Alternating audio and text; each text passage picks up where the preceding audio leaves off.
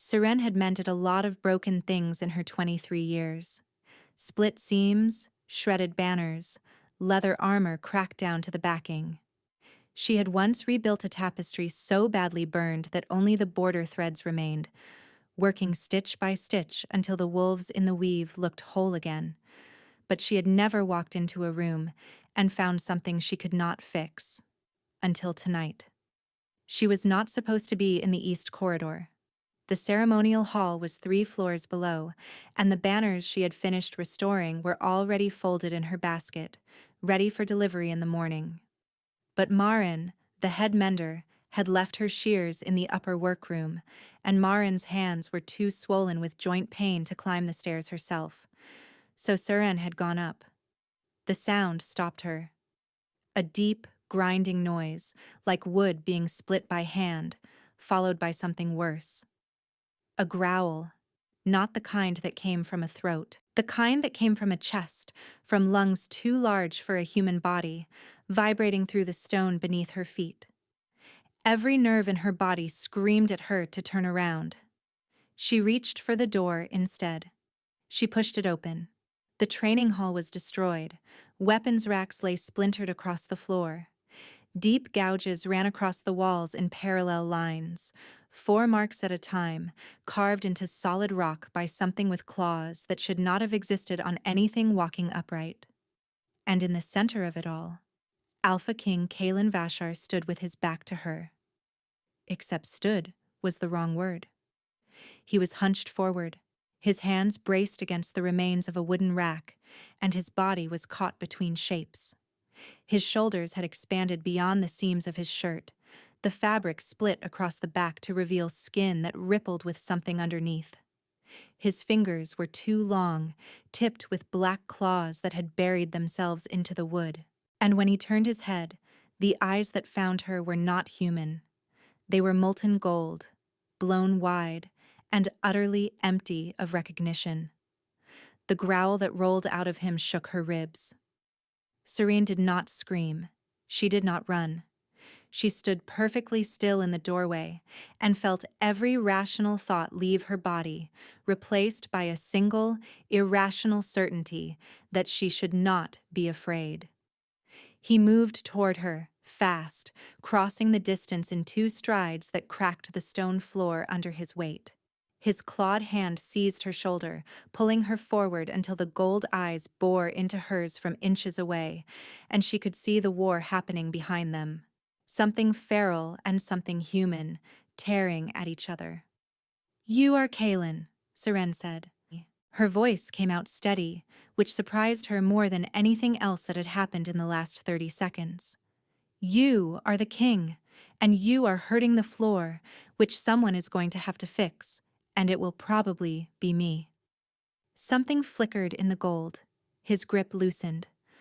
Not much, but enough. "Come back," she whispered. His pupils contracted. The gold bled away from the edges, gray seeping in like dawn pushing back the dark. His claws retracted slowly, and his fingers became fingers again, trembling against her arm.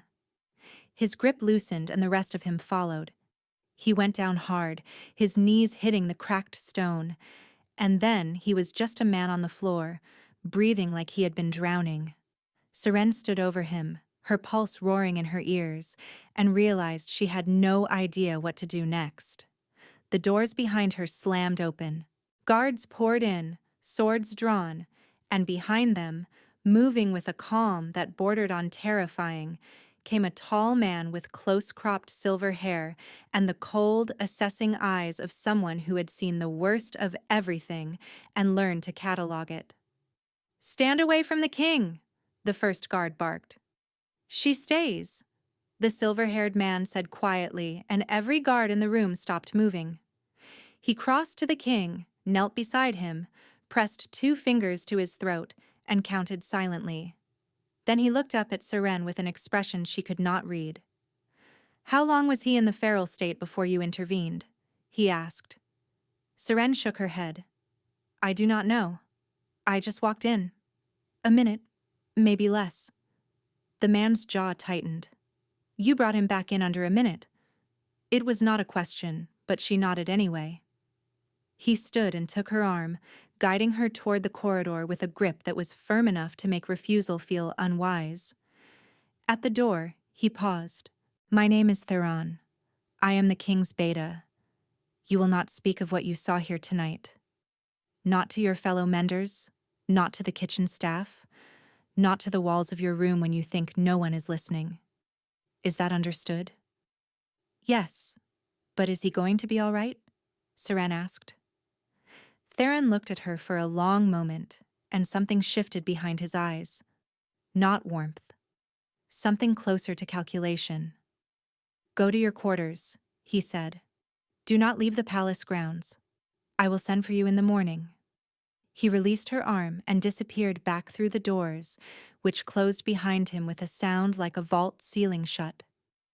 Seren stood alone in the corridor, staring at the closed doors, her shoulder still aching where his grip had been. She made it back to her room in the lower quarters without remembering the walk. She sat on her narrow bed, pulled the blanket around her shoulders, and pressed her hands together to stop them from shaking. She did not sleep.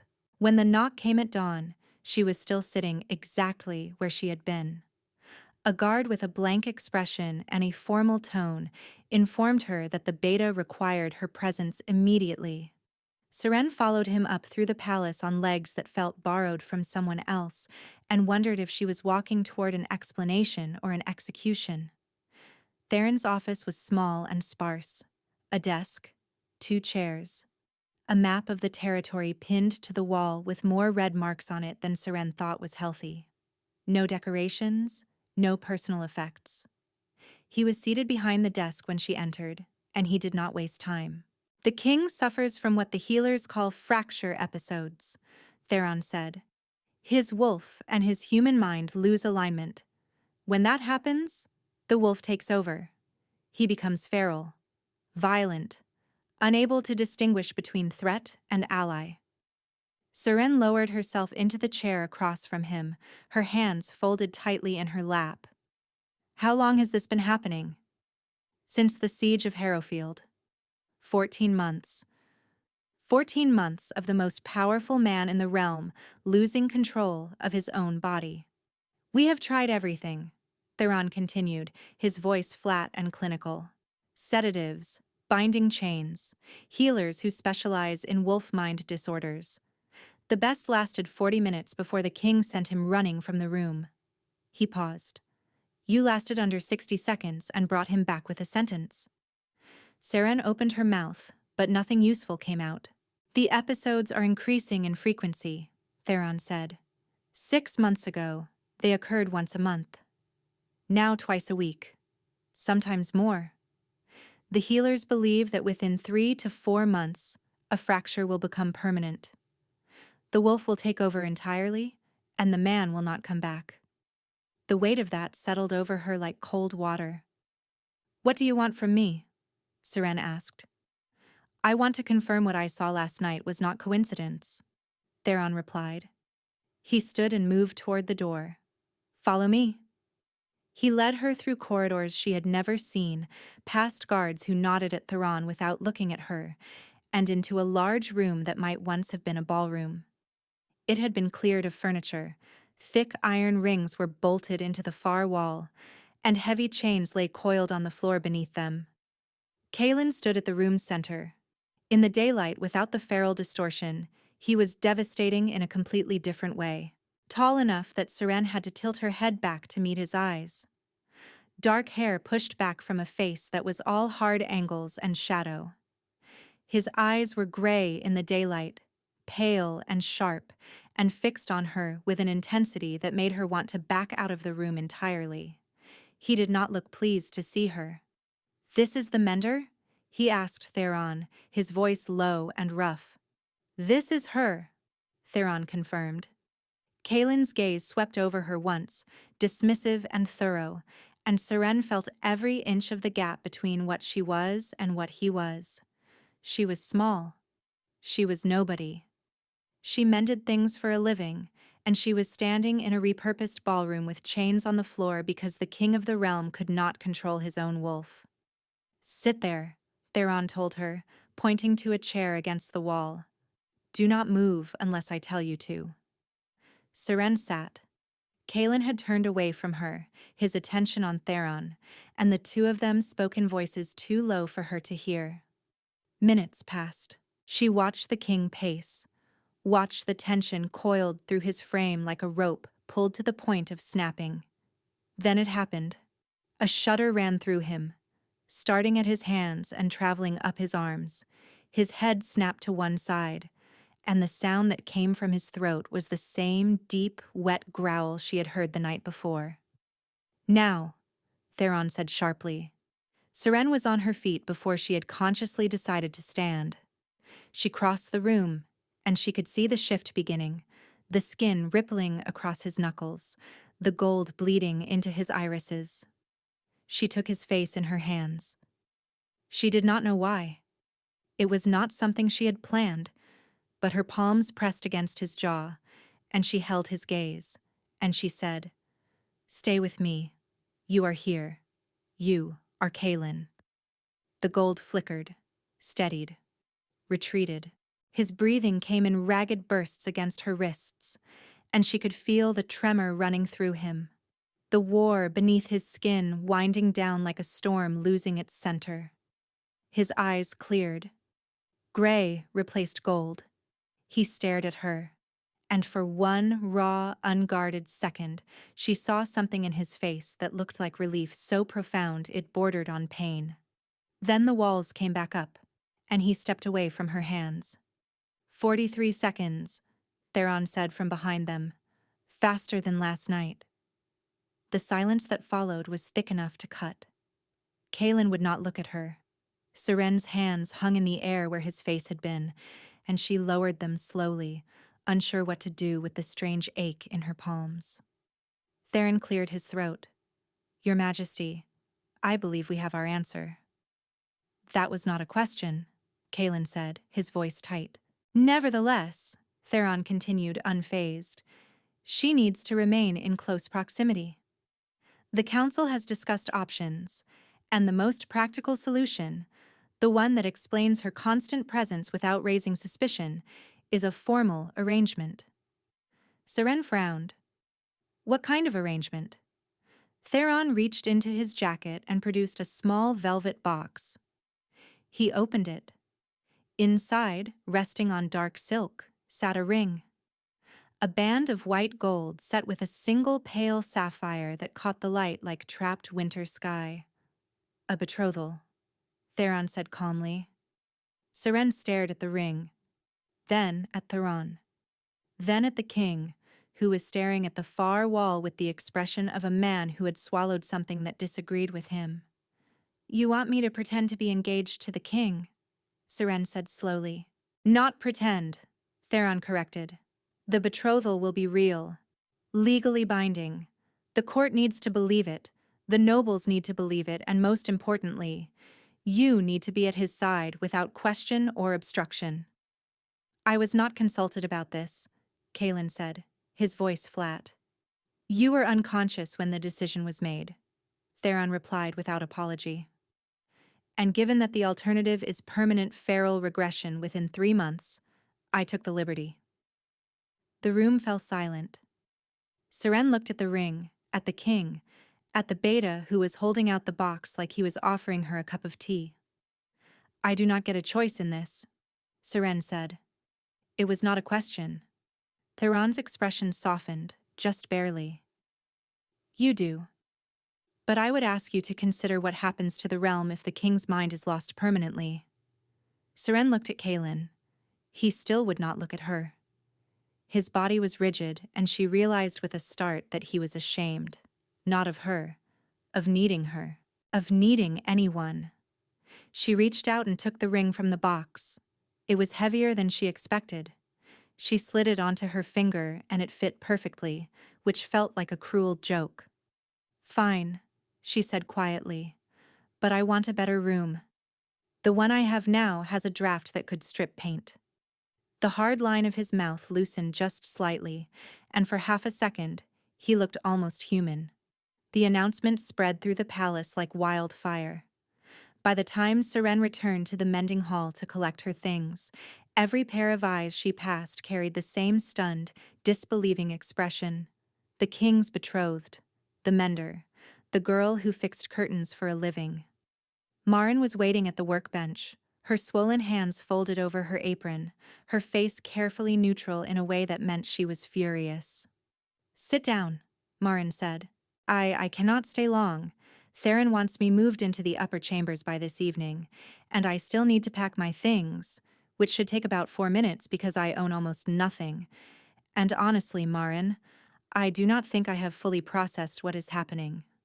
"Sit. Down." Seren sat. Maren studied her face the way she studied damaged fabric, looking for the weak points. "Is this by choice?" "Mostly," Seren said. Then quieter. "He needs me." "Plenty of people need things," Maren replied. "That does not mean you owe them your life." The words landed somewhere in Seren's chest and stayed there, tender as a bruise. She did not have a response, so she fiddled with the ring on her finger instead, turning it back and forth. Maren's gaze dropped to the ring. Her expression changed. Something sharp and knowing entered her eyes, then disappeared so quickly Seren thought she had imagined it. "Be careful," Maren said, and her voice was softer now. "Kings take what they need and forget what it cost." The new chambers were obscenely large, a sitting room connected to a bedroom connected to a private bathing chamber with actual hot water.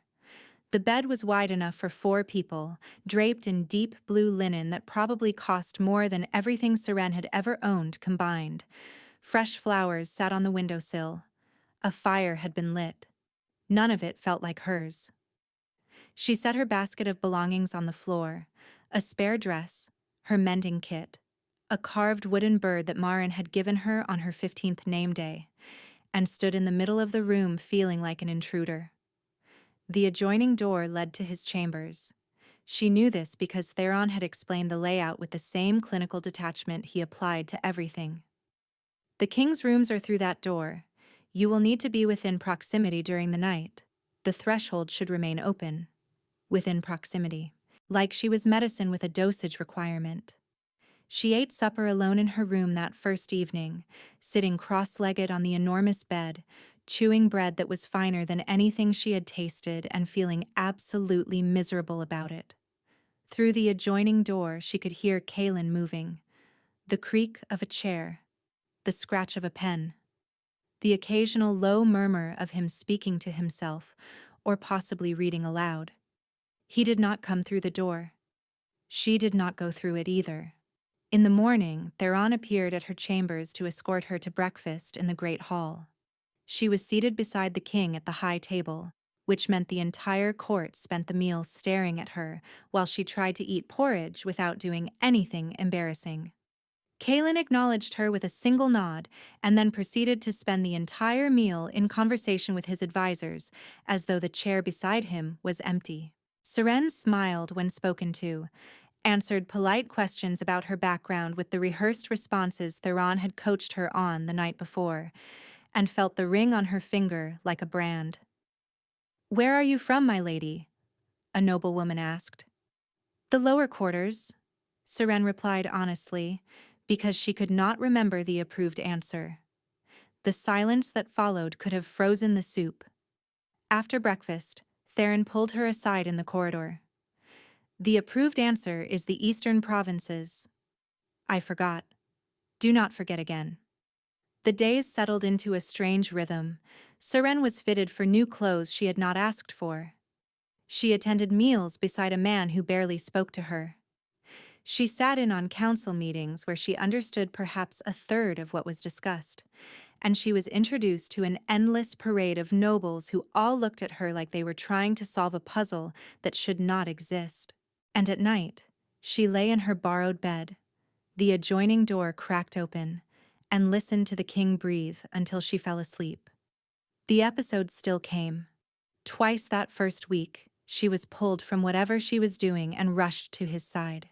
Each time, she took his face in her hands and spoke to him until the gold left his eyes. Each time, it was faster. Each time, when he came back, He looked at her with that same raw, exposed expression before the walls slammed shut again. On the fifth day, she found the portrait. She had taken a wrong turn in the East Wing, which was becoming a habit she should probably address, and ended up in a gallery she had never seen. The paintings were formal, stiff portraits of Vashar kings and queens stretching back generations. She walked the line of them idly, studying the family resemblance, the same sharp jaw and gray eyes repeating across centuries. And then she stopped. The woman in the last portrait was beautiful. Dark auburn hair tumbling past bare shoulders, green eyes that held a warmth the painter had captured with almost painful precision, a smile that suggested a secret worth keeping. The gold plate beneath the frame read a single name, Davina. No title, no dates, no family name, just the name, as though everyone who mattered would already know who she was. "You should not be in here," Seren spun. A servant stood in the doorway, her face tight with alarm. "This gallery is not open to the household," the servant continued, already moving to usher Seren out. "Lord Theron's orders." "Who is she?" Seren asked, looking back at the portrait as she was guided toward the door. The servant's mouth pressed into a thin line. "No one you need concern yourself with, my lady." The door closed behind her, and Seren stood in the corridor with a name lodged in her mind like a splinter. That evening at supper, she sat beside Kalen and watched him carve his meat with precise, mechanical movements. She gathered her nerve. "Who is Davina?" she asked. The knife stopped. His hand went still against the table, and the silence that fell between them was so sudden and so total that Seren could hear the candles burning. He did not look at her. When he spoke, his voice was stripped of everything. "No one," he said. He did not say another word for the rest of the evening. The question sat between them like a wall for 3 days. Kalen did not mention it. Seren did not ask again. But the silence had changed texture, growing heavier, charged with something she could not name. She threw herself into the only thing she knew how to do. She mended. Theron had arranged for the palace's overflow repairs to be sent to her chambers, tapestries and banners and dress uniforms that needed skilled hands. The episodes came less frequently now, 3 the second week, then 2 the third. Each time, Seren noticed something new. The way his breathing steadied fastest when she spoke, not when she touched him. The way his hands found her wrists after the gold receded, holding on for a beat longer than necessary before letting go. The way his gaze followed her when he thought she was not looking. Small things, deniable things. But she noticed. On a gray afternoon in the third week, Seren was cross-legged on the floor of his study, restitching the torn hem of a ceremonial cloak, while Kalen worked at his desk. They had fallen into this habit without discussing it. He worked. She mended. Neither of them acknowledged that she did not need to be in his study to do her repairs, or that he did not need her there to read reports. "You hum when you sew," he said, without looking up. Seren's needle paused. "I am sorry. Does it bother you?" "No." A pause. "What is the song?" "It is not really a song. Marin used to hum it in the workroom. I do not think it has words. It is just something she does when her hands are busy, and I suppose I picked it up." Another silence. Then, "It is the first sound I hear when I come back." Seren looked up. He was still bent over his reports, his pen in hand, his face angled away from her. But she could see the tension in his shoulders, the way the admission had cost him something. "From the episodes?" she asked carefully. "Everything else is noise. Shouting, crashing, the wolf tearing at the inside of my skull. And then there is your voice, humming, and the noise stops." Seren did not know what to say to that, so she went back to her stitching and hummed a little louder. The first time he smiled at her, truly smiled, it happened over something stupid. She had been reattaching a button to one of his formal jackets, and the needle had slipped and jabbed her thumb, and she had yelped and shaken her hand and then stuck her thumb in her mouth on reflex, which was not dignified behavior for the king's betrothed. When she looked up, mortified, he was watching her from behind his desk, and the corner of his mouth had lifted into something that was undeniably, unmistakably a smile. It transformed his face. The hard angles softened. The shadows beneath his eyes became less prominent. He looked younger, warmer, like a man instead of a monument. Occupational hazard? Seren muttered, pulling her thumb from her mouth.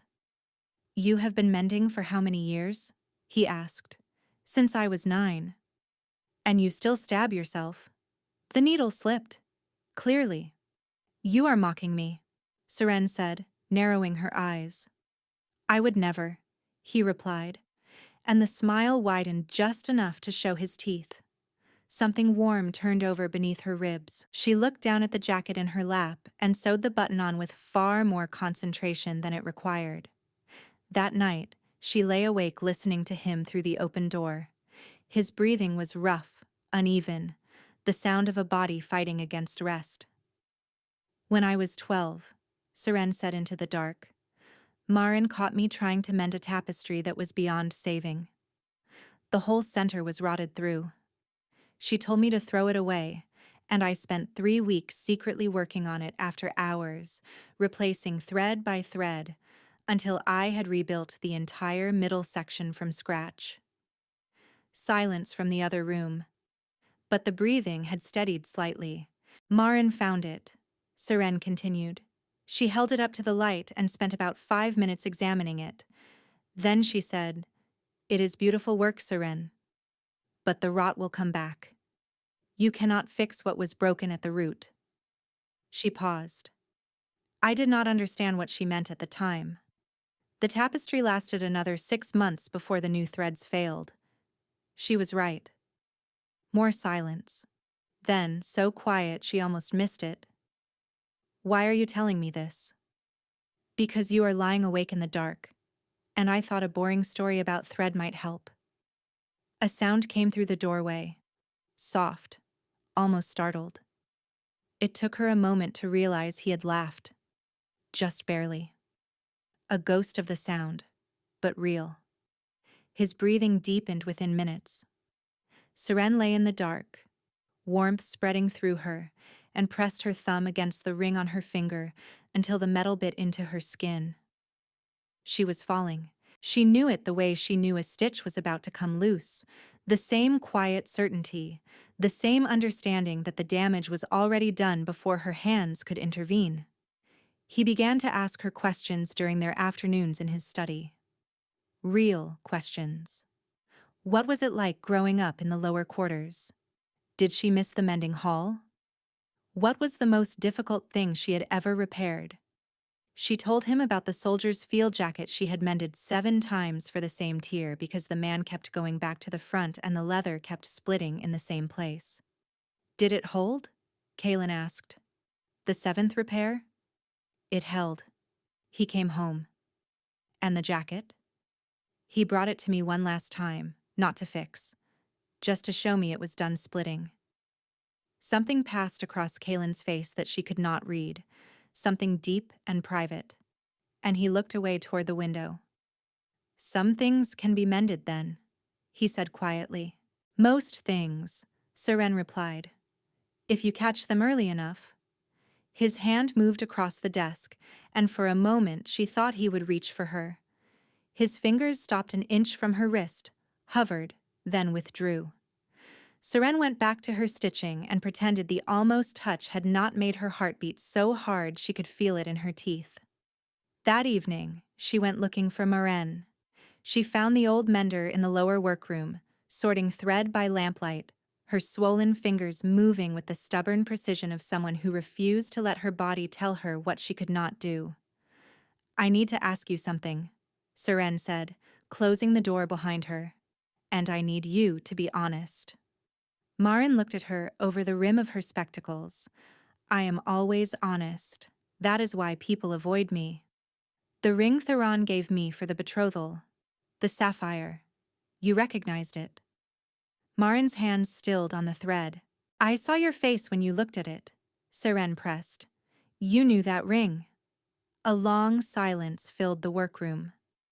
Marin set down her thread and folded her hands, and the expression on her face was the one she wore when she was about to deliver news that would leave a mark. That ring was commissioned 4 years ago, Marin said. For the king's intended. A woman named Davina Ashgrove, daughter of the Western Alpha. Their betrothal was the most celebrated match in a generation. Seren felt the floor tilt beneath her. What happened? She left, Marin said simply. 3 weeks before the wedding. Vanished in the night. No letter, no explanation, no warning. One morning she was here, and the next morning she was not. The sapphire caught the lamplight, and suddenly the ring felt like a stone pulled from someone else's grave. He never spoke of her again, Marin continued. Her portrait was moved to the closed gallery. Her name was removed from the household records. Theron made sure of that. But the ring was kept. Why? Seren whispered. Marin looked at her with an expression that was equal parts pity and warning. Because kings do not discard things they are not finished with, child. Seren walked back to her chambers in a daze. She climbed into her enormous borrowed bed in her enormous borrowed room, wearing a borrowed nightgown, with a borrowed ring on her finger that had been meant for another woman's hand. She stared at the ceiling and felt the warmth she had been building with Kaelin over the past 3 weeks curdle into something cold and uncertain. She was a replacement, a stand-in, the convenient solution to a problem that required a woman nearby, any woman. And the ring was not hers, had never been hers. It carried the ghost of someone beautiful and loved and chosen, someone who had left of her own free will. Through the open door, she heard Kaelin's breathing grow rough, heard the sheets shift as he turned. She should go to him, should hum, should tell a quiet, meaningless story about Thread until his breathing steadied and the wolf in his skull went quiet. Instead, she pulled the pillow over her face and tried to smother the ache spreading through her. In the morning, a messenger arrived at the palace gates, muddied and breathless, carrying a sealed letter bearing the crest of the Western Alpha. Seren watched from the window of the upper corridor as Theron took the letter, read it, and went completely still. He looked up, and his gaze swept the palace facade until it found her standing in the window above. The expression on his face made her stomach drop through the floor. She did not find out what the letter said. Not that day. But that evening, Kaelin did not come to supper. His study door was locked. And when Seren pressed her ear to the adjoining door of their chambers, she heard something she had never heard before. The king was pacing, back and forth, the rhythm frantic and uneven. And beneath the footsteps, so faint she almost missed it, the sound of something breaking. Not furniture, not stone. Something quieter than that. Something worse. Davina Ashgrove arrived on a Tuesday, in the rain, with a single trunk and no entourage. Seren watched from the upper corridor window as a carriage pulled through the palace gates, mud-spattered and unremarkable. She had expected something grander, a procession perhaps, banners, the kind of arrival that announced itself. Instead, a woman stepped out into the downpour, pulled her cloak tighter around her shoulders, and walked toward the palace doors with the quiet confidence of someone who already knew the way. She was more beautiful than her portrait. The painting had captured the auburn hair and the green eyes, but it had missed the way she moved, unhurried and certain, as though the world would wait for her because it always had. It had missed the way she tilted her chin up against the rain instead of ducking from it. It had missed the warmth in her face when she looked up at the palace and smiled like she was coming home. Seren's fingers closed around the sapphire on her left hand. Her stomach turned to ice. Theron intercepted Davina at the entrance. Seren could not hear their exchange, but she watched the beta's rigid posture, the careful way he spoke, and Davina's face shifting from warmth to something more guarded. She nodded once. Theron led her inside and out of Seren's line of sight. The palace changed within hours. A current ran through the staff, whispers passed behind cupped hands, glances exchanged across corridors. The king's former intended had returned.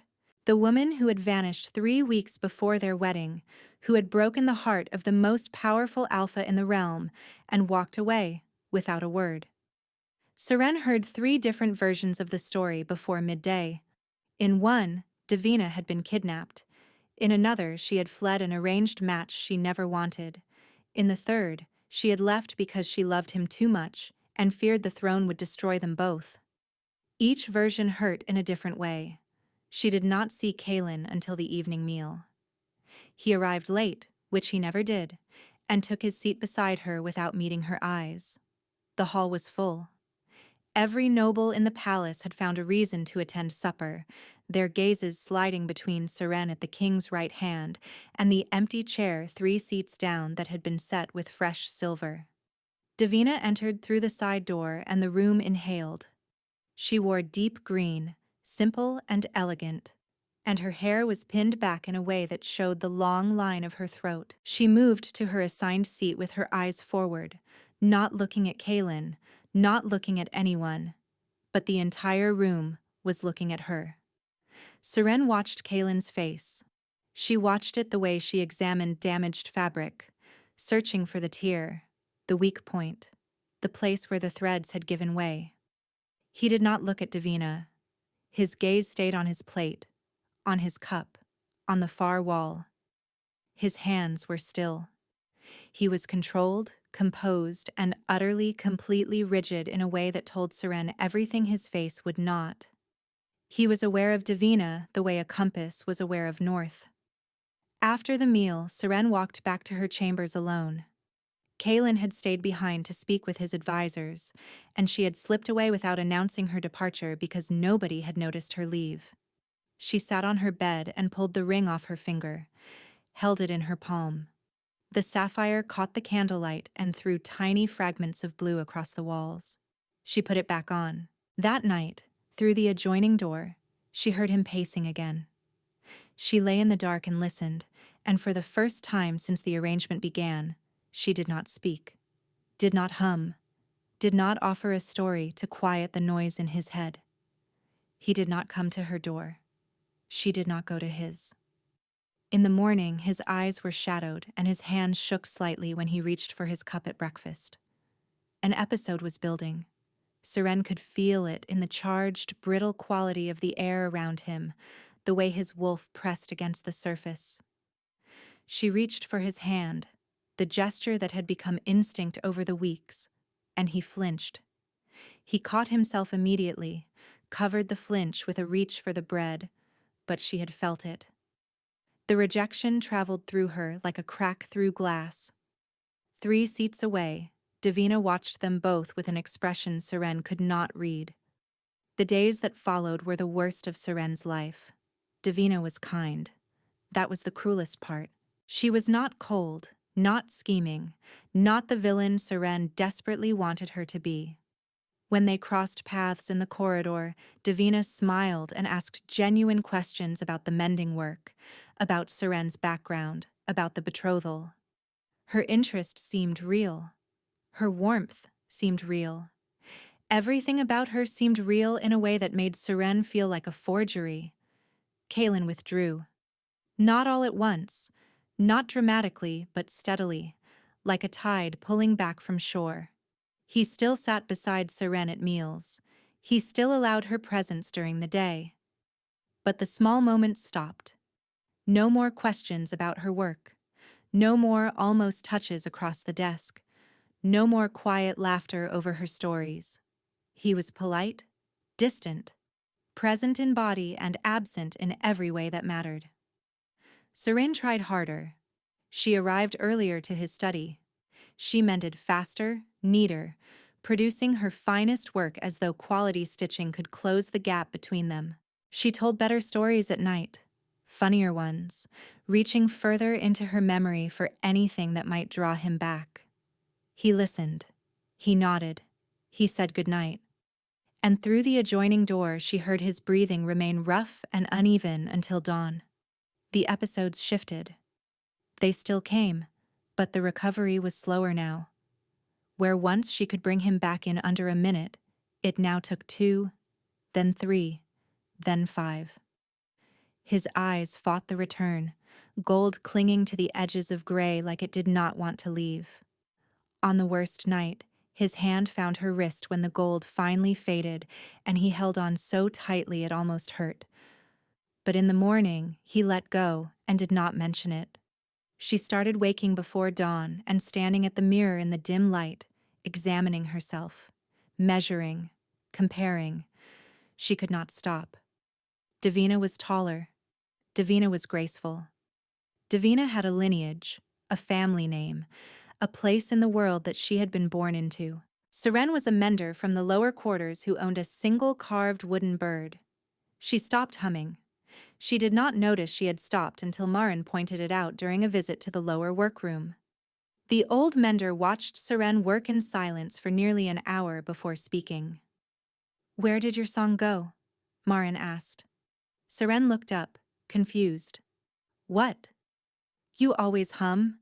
Since you were a child, you hummed while you worked. You have not made a sound in 20 minutes. Seren opened her mouth to deny it, then realized Marin was right.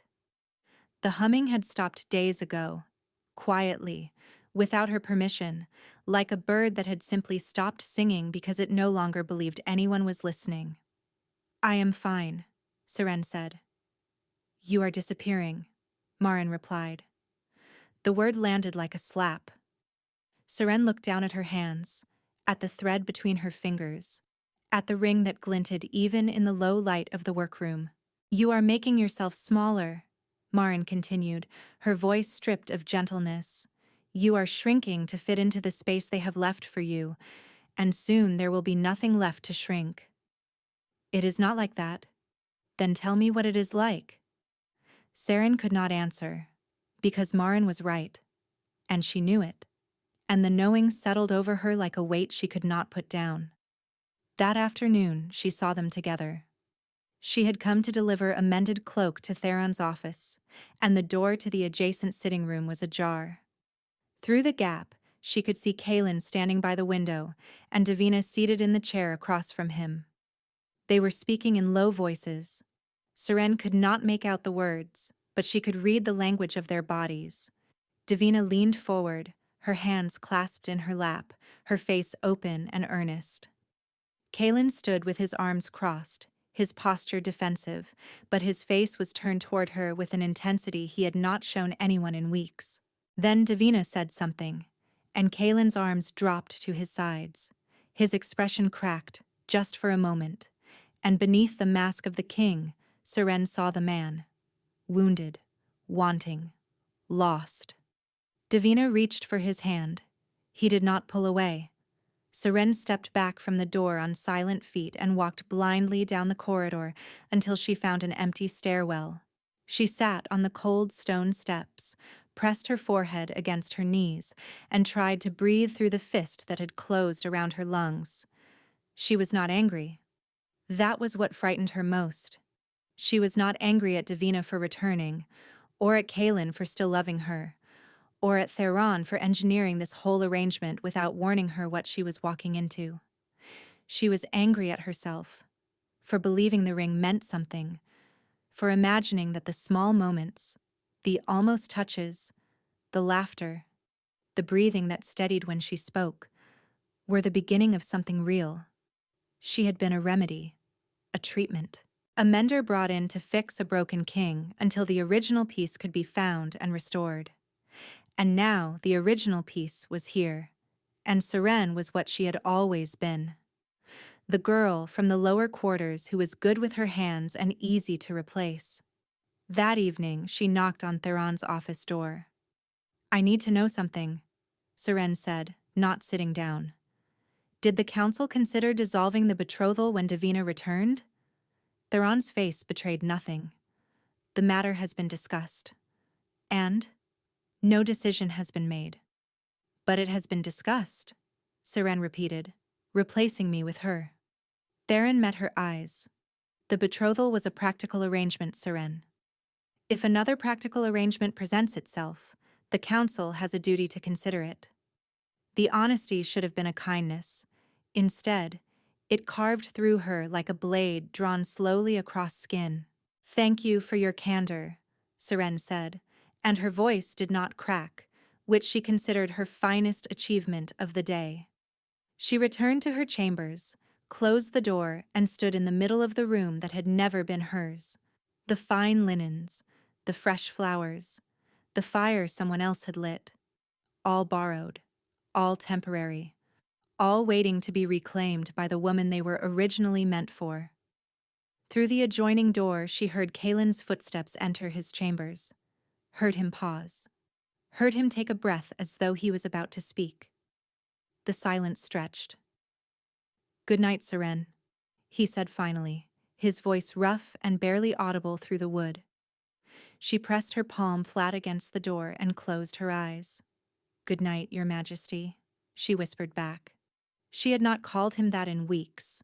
The distance in it was deliberate, a stitch pulled free, the beginning of an unraveling she could already feel taking hold. She did not sleep. Seren found Marin at dawn, sitting in the workroom with a cup of tea that had long gone cold. "I need your help," Seren said from the doorway. Marin looked up. Whatever she saw in Seren's face made her set the cup down slowly. "Sit." Seren sat across from her and placed her hands flat on the table. The ring caught the early light. She stared at it. "You told me once that you cannot fix what was broken at the root," Seren said. "The tapestry with the rotted center. Do you remember?" "I remember. I did not understand what you meant then. I think I do now." Marin waited, her sharp eyes steady. "I have been trying to mend something that was not mine to mend," Seren continued, her voice even. "I have been stitching myself into a space that was cut for someone else, and every day I stay, I lose a little more of the thread that makes me who I am." Marin reached across the table and covered Seren's hands with her own. Her swollen fingers were warm and rough and familiar. "What do you want to do?" Marin asked. Seren looked at the ring one more time. Then she looked at Marin. "I want to go home." "Child," Marin said gently, "you do not have a home. You never did." "Then I want to build one." The old mender's eyes glistened. She squeezed Seren's hands once, hard, and nodded. Seren spent the morning packing. It did not take long. The fine dresses, the borrowed jewelry, the silk nightgowns. She left them all. She folded her original dress, the one she had arrived in, placed her mending kit beside it, and set the carved wooden bird on top. Her whole life fit into the same basket she had carried up from the lower quarters weeks ago. She found Kalen in his study that afternoon. He was alone, which was rare now. Maps were spread across his desk, weighed down with stones, and his pen was in his hand. But he was not writing. He was staring at the wall with the unfocused expression of a man whose mind was somewhere else entirely. He looked up when she entered, and his face opened for a moment. A flicker of the man she had come to know in those quiet afternoons, the one who asked about her stories and almost smiled and listened to her hum. "Seren," he said, and the way he said her name made her throat tighten. She crossed the room and stopped on the opposite side of the desk. Close enough to see the shadows under his eyes, the tension carved into the lines of his mouth. Close enough to reach for him if she wanted to. She did not reach for him. "I came to return this," Seren said, and she pulled the ring from her finger. She set it on the desk between them. The sapphire clicked against the wood and lay there, small and bright and final. Kalen stared at the ring, then at her. His expression did not change, but his hands went very still. "I know what this ring is," Seren said. "I know who it was made for. And I know that when the council discussed dissolving our betrothal, you did not object." His knuckles went white against the edge of the desk. "Seren, that is not what happened." "You did not object," she repeated quietly. And I do not blame you for it. She is remarkable, Kaylin. She is everything a queen should be.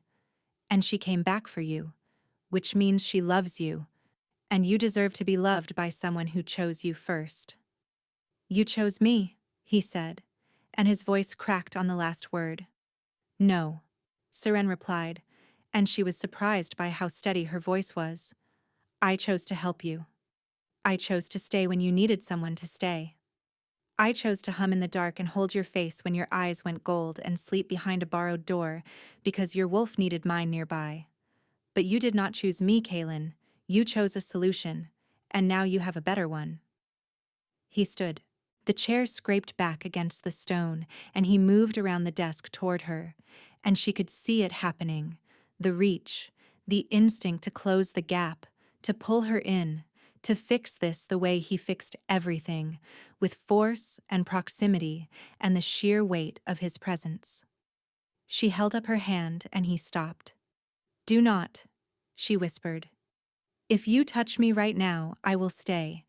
And if I stay, I will spend the rest of my life wondering if you kept me because you wanted me or because I was convenient. I cannot live like that. I will not. His face broke open. The mask, the wall, the iron composure he wore like armor, all of it crumbled, and what was left was raw and desperate and aching. I never meant to hurt you, he said. I know, Seren replied, and she smiled. It was not a bitter smile, not a broken one. It was the saddest, warmest, most honest expression she had ever worn, and it cost her more than anything she had ever given. You are a good man, she told him. You deserve to sleep peacefully. You deserve to be whole, but I deserve to be someone's first choice, not their compromise, not their remedy. She stepped forward, rose on her toes, and pressed a kiss to his cheek. She felt his breath catch, felt his hand twitch at his side, felt the ghost of everything they might have been if the timing had been different, if the ring had been hers, if she had been the woman in the portrait. She stepped back, picked up her basket from beside the door where she had left it. Goodbye, Your Majesty, she said. She did not look back as she walked out, though every step away from him felt like pulling thread from a wound. She kept her spine straight. She kept her chin up. She walked through the corridors she had come to know, past the guards who nodded at her, past the gallery where Davina's portrait hung, past the mending hall where her life had made sense, and out through the palace gates into the cold morning air. Marin was waiting for her in the courtyard with a heavy cloak and a small purse of coin. The village of Thornhaven is 3 days east, Marin said, wrapping the cloak around Seren's shoulders. A textile merchant there owes me a favor. She will give you work. Seren pulled the cloak tight and looked back at the palace one last time. Somewhere behind those walls, a king was holding a ring meant for another woman, and the space where Seren had been was already closing over like water. She turned east and started walking. Thornhaven was small, a market town built along a river, with stone bridges and thatched roofs, and the kind of quiet that settled into your bones after the first week and refused to leave. The textile merchant Marin had mentioned was a broad-shouldered woman named Odette, who asked no questions, handed Seren a needle, and pointed her toward a pile of work that needed doing. Seren mended. She mended curtains and coats and saddlebags. She repaired a merchant's traveling cloak that had been slashed by a branch on the forest road. She restitched a child's stuffed rabbit that had lost an ear, and the little girl who came to collect it hugged Serene's legs so tightly she had to pry herself free. She rented a room above the shop, small and drafty and entirely hers. She bought her own candle. She lit her own fire. She ate bread that she chose and paid for with coin she earned. And every night she slept in a bed that belonged to nobody else. The first week was the hardest. The absence of him was physical, a hollowness behind her ribs that pulsed with every heartbeat, a phantom warmth along her left side where his presence used to be. She woke in the dark, reaching for a door that was not there, listening for breathing she could not hear. She did not go back. The second week, the ache dulled. Not gone, but quieter, like a bruise fading from purple to yellow. She threw herself into work, into the rhythm of thread and needle that had always been her anchor. Odette noticed her skill and gave her the finer commissions, embroidery repairs and lacework that required precision most hands could not manage. "You are good," Odette said one afternoon, examining a collar Seren had rebuilt from almost nothing. "I have been doing this a long time," Seren replied. "Not just good with the needle," Odette clarified, "good at seeing what something was before it broke." The words stayed with her. On the 17th day, she hummed. It happened without warning. She was bent over a torn riding glove, her fingers moving on instinct, and the sound rose from her chest before she could stop it. Marin's tuneless melody, the one that had no words, the one she had carried since childhood. She stopped, startled by her own voice in the quiet room. Then she smiled and kept humming. The news reached Thornhaven in fragments. A traveling merchant mentioned that the Alpha King had withdrawn from public life. A letter carrier spoke of cancelled councils and closed doors. Odette, who had contacts in the capital, told Seren one evening that the king's condition had deteriorated sharply in recent weeks. "They say he is unwell," Odette said carefully, watching Seren's face. "The fractures are worse. His beta has taken over most of the governance." Seren's hands stilled on the fabric in her lap. The ache behind her ribs flared, bright and sharp, and for one terrible moment she felt the pull. The instinct to go back, to fix, to mend what was broken because that was what she did, what she had always done, what she was for. She breathed through it, set the fabric down, picked it up again.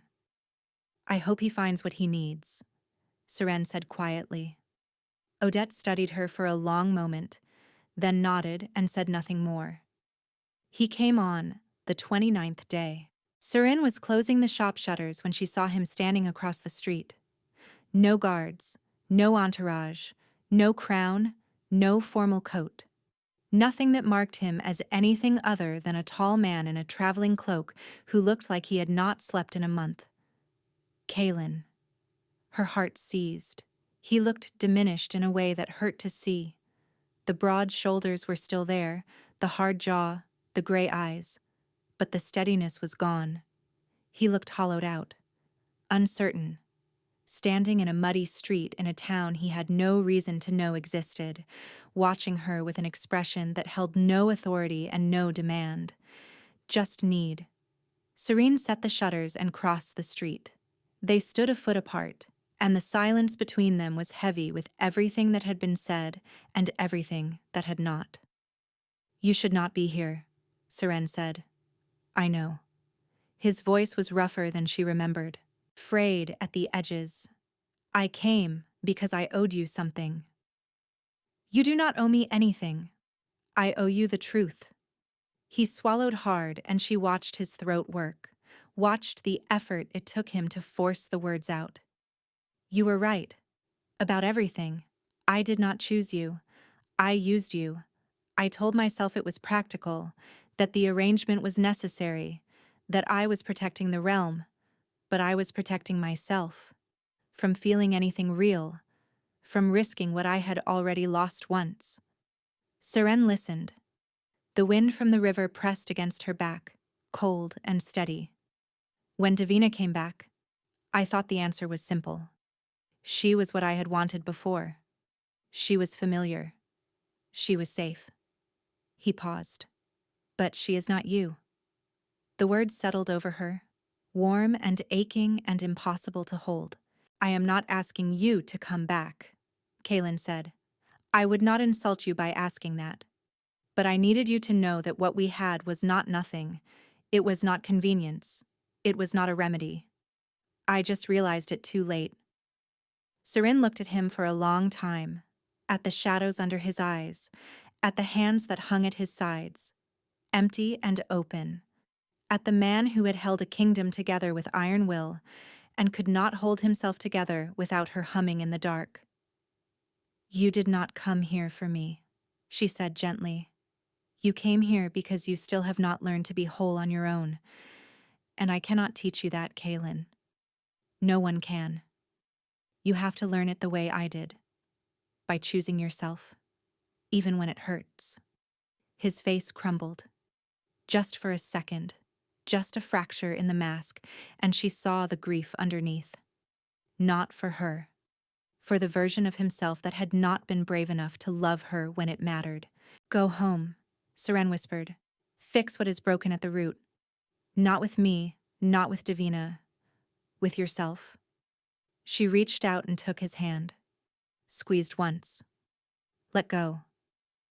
Then she turned, crossed the street, and walked back into her shop. She closed the door. She leaned against it and pressed her hands to her face, and breathed until the shaking stopped. When she looked out the window, the street was empty. Months passed. The seasons turned. The river beside Thornhaven froze, thawed, and froze again. Seren opened her own shop in the spring. A narrow storefront with a hand-painted sign that read, "Seren's," and nothing more, because she had decided that her name was enough. Odette helped her stock the shelves. Maren sent a letter with a pressed flower inside, and a single line of advice. "Charge more than you think you are worth." She did. The shop grew slowly, the way good things do. Word spread about the mender in Thornhaven who could bring back a garment from ruin, who could see what something had been before it was damaged and coax it back to life. Customers came from neighboring villages, then from towns further east, then from places Seren had never heard of. She hired an apprentice, a quiet girl with steady hands and a tendency to hum while she worked. Seren did not correct this. She thought of Kaylin sometimes. Not with longing, not anymore. With something softer. A tenderness for the version of herself who had loved him, who had believed that being needed was the same as being wanted. That girl had done her best. She deserved grace for that. News drifted in from the capital. The king had entered treatment with a healer from the Northern Territories, a specialist in wolf mind fractures. The episodes had slowed. The court had stabilized. Davina Ashgrove had returned to the western provinces, and the king remained unmarried. Seren read the news, folded the letter, and went back to her stitching. On a warm evening in late summer, she sat in the doorway of her shop with a cup of tea, watching the light turn gold across the river. The apprentice had gone home. The shutters were open. A breeze carried the smell of cut grass and warm stone. Seren picked up the glove she had been working on and threaded her needle. She hummed. The melody rose into the evening air, tuneless and familiar. The same one Maren had given her all those years ago in the lower workroom. She was not waiting for anyone. She was not mending anyone else's story. She was writing her own.